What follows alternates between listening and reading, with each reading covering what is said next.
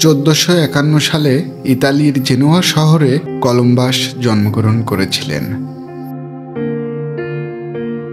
ছোটবেলা থেকেই তিনি জাহাজ ও নাবিকদের কাছে বড় হয়েছেন এবং দূর সমুদ্রে ভ্রমণের স্বপ্ন দেখতেন।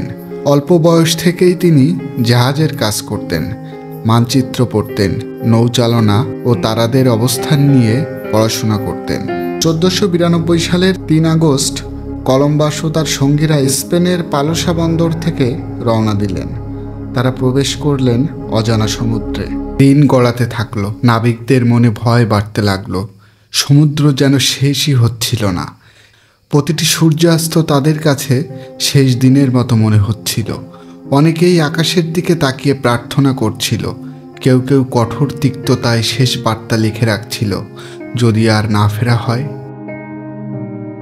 ইনি হচ্ছেন ক্রিস্টোফার কলম্বাস। এই ক্রিস্টোফার কলম্বাস কর্তৃক আমেরিকা বিজয়ের রহস্য জানতে নিচের লিঙ্কে ক্লিক করুন।